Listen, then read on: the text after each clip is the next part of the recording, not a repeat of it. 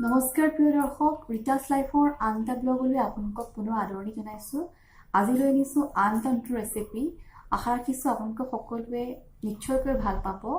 যদি মোৰ ভিডিঅ'টো ভাল পায় তেন্তে প্লিজ ছাবস্ক্ৰাইব কৰিব আৰু মোৰ পিছৰখিনি ভিডিঅ' পাই থাকিবৰ বাবে আপোনালোকে ছাবস্ক্ৰাইব কৰি অল আইকনটো ক্লিক কৰি দিব। তেন্তে আহক, দেৰি নকৰি ৰেচিপিৰ মাজলৈ আহোঁ। আজি মই বনাবলৈ লৈছোঁ মিঠা ড্ৰাই ফ্ৰুইটছ ইডলি। খুব কম সময়তে আৰু সহজতে বনাব পাৰি, খাবলৈ খুব সোৱাদ হয়। গতিকে চাওকচোন কেনেদৰে বনাবলৈ লৈছোঁ মিঠা ড্ৰাই ফ্ৰুইটছ ইডলি। চাই আপোনালোকৰ যদি কিবা সুধিবলগীয়া থাকে অনুগ্ৰহ কৰি তলৰ কমেণ্টত সোধে যেন।